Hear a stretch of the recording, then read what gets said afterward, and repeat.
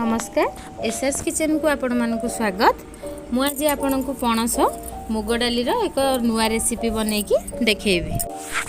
एबे प्रथमे मु पणस को काटी नेबी। काटिया पूर्व हाथ में प्रथमे टिके तेल लगे नेबी कारण पणस रे बहुत अठा थाए, तो अठा हाथ में न लागिबा पई मु आग तेल लगे देली हाथ में। गोटे पन्नी की साहाय्य रे प्रथमे पणस को दुई फाळ करि नेबी।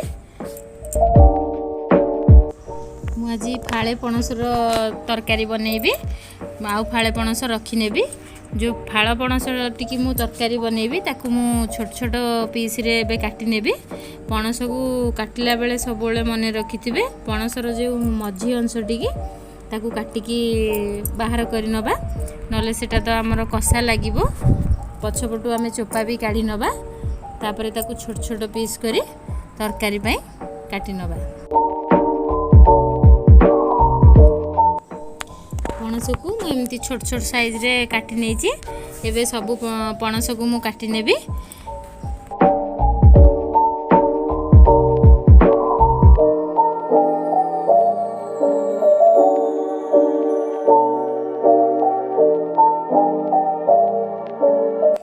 एबे पूरा फाळ पणस को काटी नेची। एबे पानी देकी ताकू भलो भाबरे धोई नेबी, जेमिति तार जदी आउ कोन किछि अठा लागि थिबो आमर पणस रु चली जीवो। पणस भी परिष्कार भाव में धोई हो जीवो। एबे प्रथमे मु प्रेशर कुकर रे पानी गरम होबा पई गैस लगे बसई देछि। पानी हमर एठी गरम होई गलानी। एबे जो पणस को काटिकी धोईकी रखिथिले आमे ताकू दे दबा गरम पानी रे। मोठी गोटे बड़ आलू सारू को काटिकी रखिथिली से पणस रे दे देबी। देकी हाफ चामच लूण, हाफ चामच हलदी पणस रे देकी ताकू गोटे सीटी दबा पई छाड़ी देबे।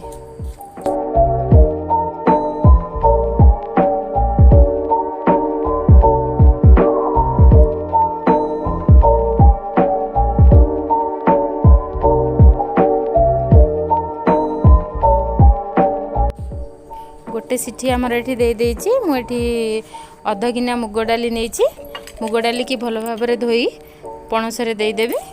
पणस रे देकी आउ गोटे सीटी आसिया पई छाड़ी देबी।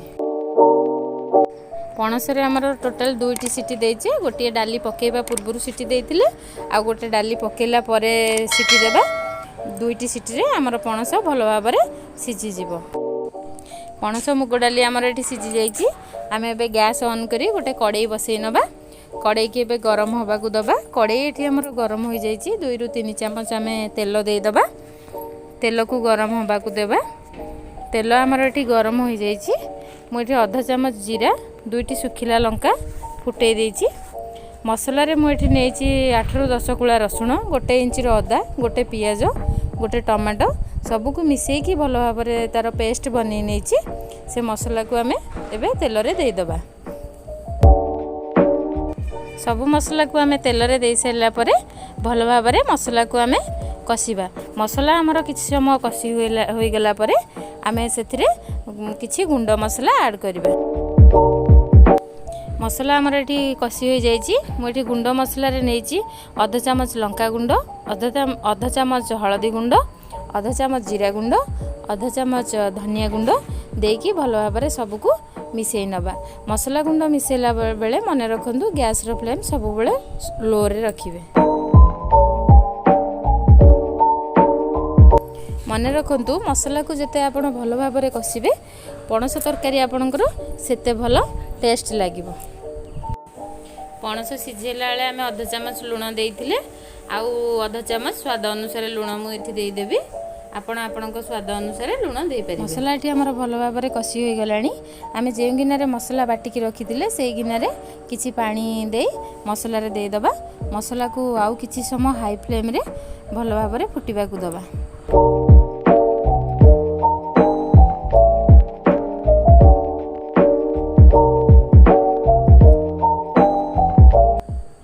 मसला एठी हमर भलो भाबरे फुटी गलानी। मु आउ किछि समय 1 रु 2 मिनिट ताकू कसी नेबी। एबे जो सिझे की रखिथिली पणस, मुग डाली, सारू, आलू सब को आमे मसला रे दे दबा।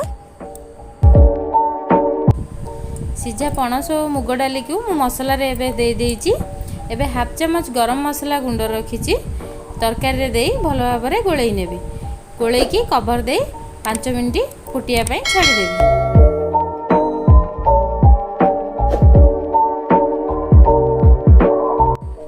ପ୍ରସ୍ତୁତ ହୋଇଗଲା ଆମର ଗରମା ଗରମ ପଣସ ମୁଗ ଡାଲି ଦିଆ ତରକାରୀ। ୟାକୁ ଆପଣ ରୁଟି ଭାତ ସହିତ ଖାଇପାରିବେ। ସ୍ପେଶିଆଲି ୟାକୁ ଆପଣ ଭାତ ସହିତ ଖାଇଲେ ବହୁତ ଟେଷ୍ଟ ଲାଗେ।